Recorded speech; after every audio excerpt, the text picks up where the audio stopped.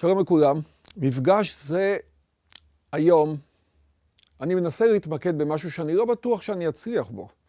אני רוצה להסביר מה מייחד את הפילוסופיה מדרכי הסתכלות ופרשנות אחרות על החיים. אבל להסביר מה זה פילוסופיה אני בטוח שאני אכשל, כמו שלהסביר מה זה אומנות או מה זה אהבה. אבל אפשר להתקדם, אפשר לנסות, אני אנסה את מיטבי ואתם לאט לאט, ככה זה בפילוסופיה, מבינים לאט לאט. אז בואו נתחיל בהבהרת המושג פילוסופיה, קודם כל במשמעות הראשונית, מן השפה היוונית הקלאסית, העתיקה, מאתונה. פילוסופיה זה אהבת החוכמה. סופיה זו חוכמה, ופילה זה אהבה. כמו שפילנטרופ זה אוהב אדם, אז פילוסופיה זה אהבת החוכמה. זה בעצם, על רגל אחת, הרצון לדבוק בדרכי התבונה. לחיות על פי השכל. לא ידע X ולא ידע Y, לא מיומנות א' ולא מיומנות ב', אלא סוג של תבונה כללית איך לחיות נכון. סוג של חוכמה כללית באומנות החיים האנושית. סוג של חוכמה כללית איך להגיע למצוינות בבן אדמיות. איך לחיות חיים אנושיים טובים, מלאים וראויים, לחיות נכון כבן אדם. זה רגל אחד ואנחנו מתקדמים. אמרתי אהבה, אהבת החוכמה. כמו שכולנו יודעים, בני אדם אוהבים דברים רבים ושונים. כולנו בני אדם, גברים, נשים, דתות, לאומים, עדות שונות. אנחנו נמשכים, אנחנו חושקים, אנחנו מתאבים לדברים שונים שגורמים לנו קורת רוח, לפעמים אפילו תחושת עושר. למשל, אנשים אוהבים דברים חומריים כמו הון, כסף, כלכלה, בית מפואר. אנשים אוהבים גם דברים אחרים בעלי אופי תחושתי מאוד, אמבטיה, ג'קוזי, סקס מענג, אוכל טוב. אנשים גם אוהבים דברים אחרים. בפן החברתי, חברות טובה, רעות, קשר. אנשים אוהבים גם סטטוס חברתי, אנשים אוהבים לפעמים כשהם רעים ביחס לאחרים גם להשפיל אחרים. יש אנשים שמקבלים המון כוח, אתם מכירים את הביטוי אין שמחה כמו שמחה לעד. האנשים גם אוהבים דברים בעלי אופי רוחני. הייתי בסרט נהדר, הייתה לי מחשבה בהירה, קראתי שיר מדהים, היה לי רעיון מדעי, הייתה לי הפצעה, התגברתי על היצר הרע. זאת אומרת, אנשים אוהבים כל מיני דברים. אז אם אוהבים אנשים כל מיני דברים, בואו נראה קצת גם מהי האהבה אולי של הפילוסופיה. בין האהבות כולן, יש גם אהבה לחוכמה. כמובן שמהעובדה שיש תכונה כזאת אצל בני אדם של אהבת החוכמה, לצד האהבות הרוחניות, הגופניות, האחרות, זה לא אומר שכל בני האדם ביום יום שלהם מרגישים אהבה לחוכמה. האמת, וזה עצוב, וזה אולי אפילו נורא, שרוב בני האדם זה לא ממש מזיז להם. לפעמים כשאתה מתחיל קצת להתפלסף, אומרים לך מה אתה חופר יותר מדי. ובעצם אבל אהבת החוכמה שאנחנו ננסה לקדם אותה, זה איך אנחנו חיים באמת שבה חשוב לנו להיות חכמים. חשוב לנו להיות אנשים טובים. חשוב לנו להיות אזרחים ראויים. חשוב לנו להיות הורים טובים. חשוב לנו ממה שאנחנו וחשוב לנו מהחברה, ואנחנו חיים של דין וחשבון. אז בואו נראה קצת. מההיסטוריה. למשל, אפלטון מדבר על אהבה על ארוס. הוא אומר, הארוס, אדם יש לו ארוס תשוקה, יש תשוקה למין, יש תשוקה לחברות, ויש תשוקה למדע. אולי זה יעניין אתכם לשמוע שכאשר כלת פרס נובל, עדה יונת, שאלו את התלמידים, תגידי, עכשיו תקבלי המון כסף, כבר יש לך בגדים יפים, מה מניע אותך? בכל מה שאת עושה וקיבלת עכשיו פרס נובל, היא אמרה להם, תקשיבו תלמידים יקרים, לא כל כך מעניין אותי איזה סמלה, ולא מעניין אותי כל כך איזה כסף ולא דברים אחרים. אני כל בוקר הולכת למכון ויצמן, כי יש לי אהבה למדע. אני נהנית לעשות מדע.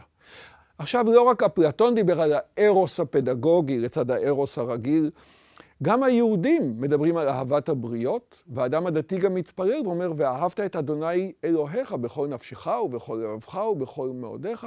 זאת אומרת, כשאנחנו מדברים על אהבה בהקשר שלנו, אנחנו מתכוונים על התגייסות טוטלית, רגשית, שכלית, מוסרית, אל משהו שאנחנו חושבים שהוא יקר, שהוא חשוב.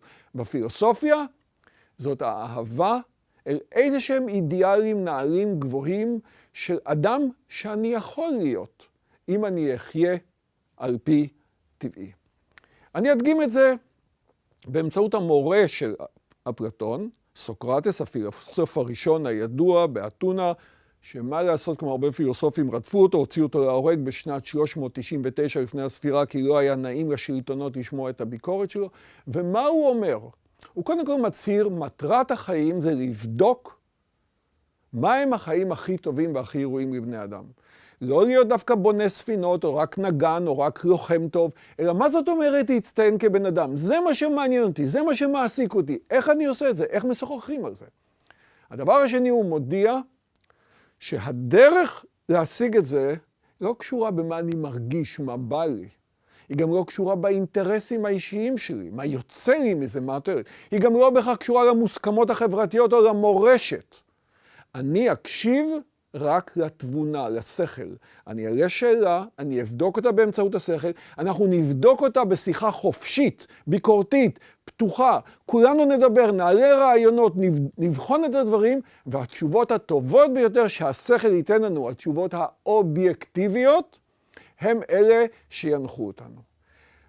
מה עוד אומר לנו סוקרטס? הוא מעיד על עצמו, וזה אחד המשפטים אני חושב שאתם בטח שמעתם עליו, שהוא מחויב לחוכמה, אבל לכן גם נקודת המוצא שלו, לעומת אחרים, שהוא יודע שאיננו יודע. בעוד שהאחרים בטוחים, וככל שבדרך כלל הם יותר ברורים, הם יותר בטוחים שהם יודעים את הכל, הוא אומר, אני יודע שיש לי רק מעט ידע, ואני רוצה ללמוד. אגב, תעשו את הבדיקה הזאת פעם, תחשבו שאתם תזמינו אולי אליכם איזה מומחה לחקר מוח האדם, ותשאלו אותו, מה אנחנו יודעים על מוח האדם? והוא יגיד לכם, כמעט כלום, למרות שהוא המומחה מספר אחד בעולם. ואם תפגשו אדם אחר שבקושי יודע משהו בכלל, יגיד, בוא אני אסביר לך. זאת אומרת, קודם כל צניעות אינטלקטואלית, יחד עם רצון עז להרחיב את הידע. אני אנסה להסביר את זה גם בצורה אחרת, על ההבדל בין מצפון פסיכולוגי, שכולכם שמעתם עליו, לבין מצפון פילוסופי. פרויד ואחרים דיברו על המצפון הפסיכולוגי, שזה בעצם מה שילד וילדה מקבלים מההורים שלהם כשהם מפנימים את הערכים או את הסופר אגו, ובונים מעצמם מחשבה מה נכון ומה לא נכון, ובושה עמוקה אם הם לא עומדים בציפיות. אבל הרבה פעמים הערכים שהם מקבלים מההורים של החברה הם ערכים פסולים. אם אדם חי במשטר אפרטהייד, נאמר בדרום אפריקה של פעם, ואמרו לו שאסור לו לשחק בגלל שהוא לבן עם ילד שחור, הוא יכול להרגיש מזה רע מאוד. או אם מישהו גדל עם שנאת יהודים, הוא יכול להרגיש מזה רע מאוד. המצפון הפילוסופי, שעליו אנחנו מדברים היום, הוא משהו אחר לגמרי. הוא לא מה קיבלתי דווקא מההורים שלי, בשכונה שלי, במקום שלי, בבית שלי או מהדת שלי. אלא זה ניסיון להתרומם למקום שבו אני שומע קולות של הרבה תרבויות והרבה אנשים, ובצורה חופשית, ולא מוגבל, ולא מפחד, ולא מצנזר, וכמו שעולה כאילו אל בית המשפט העליון, וחושב מה נכון ומה ראוי, בצורה יותר אוניברסלית. נעבור עכשיו, בהמשך, ואנחנו נראה לנו, לגבי הפילוסופיה, חשוב לדעת שיש גם תחומים שונים. כשבן אדם בא ללמוד באוניברסיטה פילוסופיה, רק אנחנו לא עושים את זה כאן, אבל חשוב שאתם תדעו בכל זאת. לומדים לוגיקה. תורת ההיגיון, קודם כל לדעת לחשוב בצורה מסודרת, קודם כל לדעת איך לחשוב ולא רק מה לחשוב. יש בפילוסופיה שלומדים גם אתיקה או תורת המוסר. איך לחיות נכון, איך להתנהג כהלכה. יש תחום בפילוסופיה שנקרא אפיסטמולוגיה או תורת ההכרה, עוסק בסוגי הידיעה.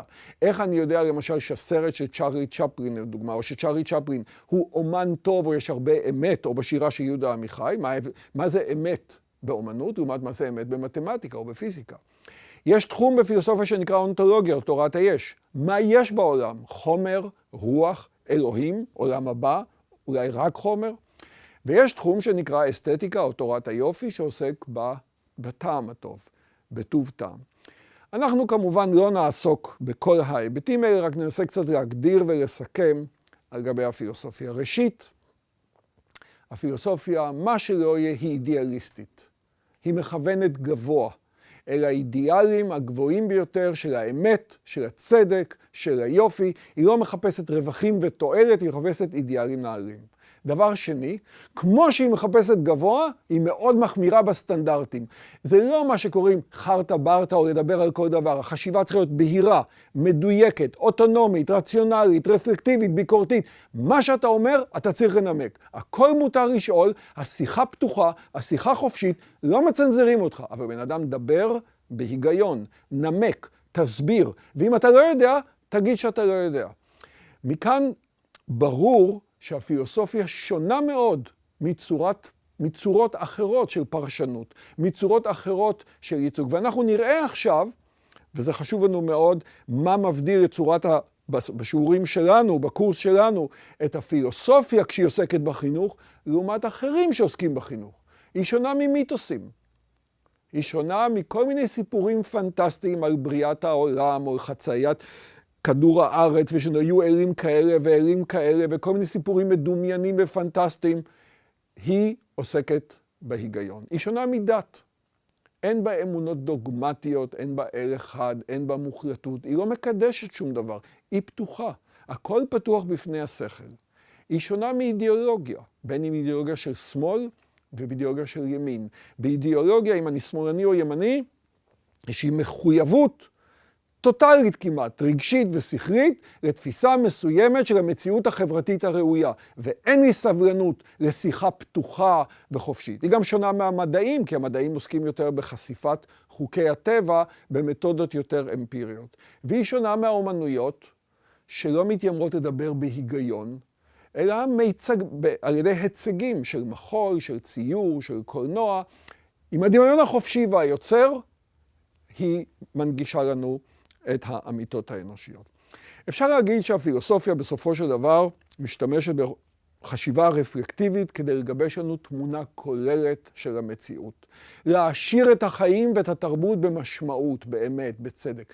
וגם לעצב לנו עמדה עקרונית איך לחיות. דיבר על זה יפה חתן פרס נובל אהרון צ'חנובר, שהוא אומר, יש המון זוויות ראייה מפיזיקה, ביולוגיה, מתמטיקה, אבל הוא מדגיש, מעל כל אלה, הפילוסופיה עוטפת את הכל כמו בסדין דק של היגיון, והיא טובה חוטים המקשרים ככל שניתן בין התחומים הרבים. היא נותנת לנו תמונת עולם, השקפת עולם. נסיים, חברים יקרים, חברות יקרות, נסיים בכמה אמירות קלאסיות, ברור לכולנו, אני לא ממציא שום דבר. בתוך ספר משלי כל כך יפה נאמר, ראשית חוכמה, קנה חוכמה, ובכל קנייניך קנה בינה. אין דבר יותר חשוב, יקריי מפנינים וכל חפציך לא ישבו בה. עץ חיים היא למחזיקים בה ותומכיה מאושר. כמו שאמרתי קודם, הפילוסופיה נמדדת בחיים הטובים שהיא מייצרת ולא בחבילות ידע. אמירה שנייה של סוקרטס האתונאי, שהנה זה הטוב הגדול ביותר לאדם, אומר סוקרטס. לדרוש חוכמה, לקום בבוקר ולהעמיד לביקורת התבונה את עצמך ואת נהגי החיים, והוא אומר, חיים שאין בהם חקירה, חיים שאין בהם דין בחשבון, חיים שאין בהם מודעות ביקורתית, לא כדאי לאדם לחיותם. ונלך עכשיו הכי רחוק, איסט, מזרחה, אל קונפוציוס. דרישת החוכמה עד תום אינה אלא בראיית כל דבר בגדרו. לרדת אל עומק העקרונות שטמונים בכל דבר בעולם. לנסות להבין את המהות, את הרוח השכלית שטמונה. עד, כמו שהוא כותב קונפוציוס, שליבו יאיר בלי הרף, ובזכות מהותו השלמה ופעולתו המלאה. פילוסופיה לסיום, יש לראות בה, אני אומר את זה כאיש חינוך וכאדם פרטי, יש לראות בה מעין דרך לתחזוקה תמידית.